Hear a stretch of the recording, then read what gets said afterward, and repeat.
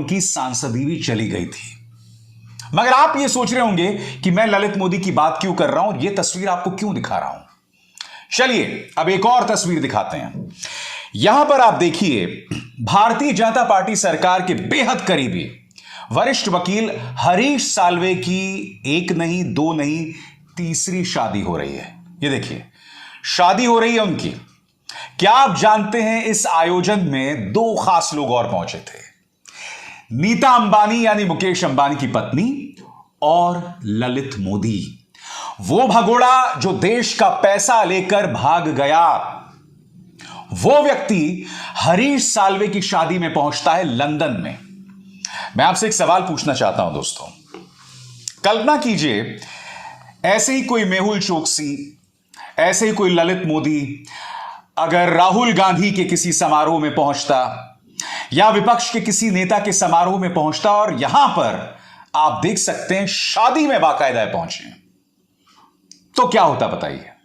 मैं जानता हूं आप लोगों के जहन में एक सवाल होगा कि भाई हरीश साल्वे भारतीय जनता पार्टी से जुड़े हुए थोड़ा ना है। बिल्कुल सही कहा आपने।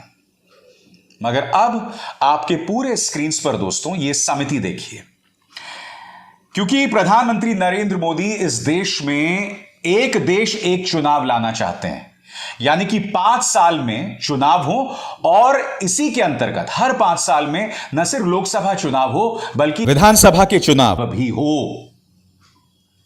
यह प्रस्ताव लेकर आ रही है। क्या आप जानते हैं इस समिति में कौन दिखाई दे रहा है?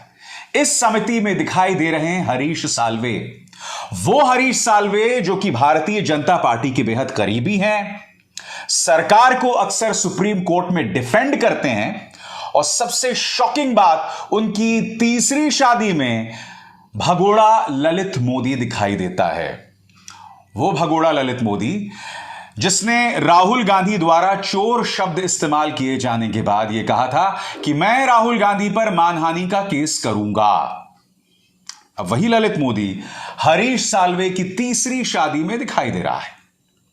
मैं फिर आपसे सवाल पूछता हूं, हरीश साल्वे जो कि प्रधानमंत्री की खास टीम का हिस्सा है, जो कि एक देश एक चुनाव की जो पूरी समिति गठित की गई है उसका हिस्सा है, उसकी तीसरी शादी में देश का भगोड़ा पहुंचता है कि आपको यह बिल्कुल भी आपत्तिजनक नहीं लगता? चलिए मैं आपसे एक और सवाल पूछता हूं।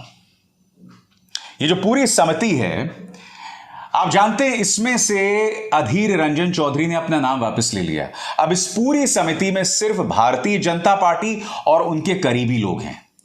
चाहे पूर्व राष्ट्रपति रामनाथ कोविंद हो, चाहे अमित शाह हो, चाहे हरीश साल्वे हो, चाहे पूर्व सीवीसी हो, इस समिति में सिर्फ वही दिखाई दे रहे हैं।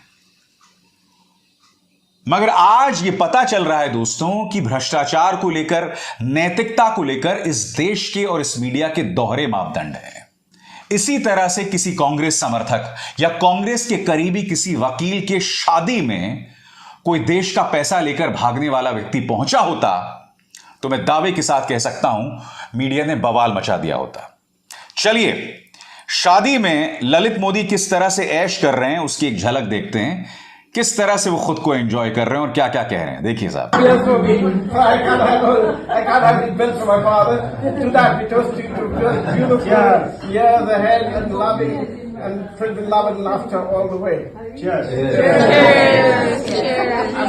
अब आप कह सकते हैं कि भाई ललित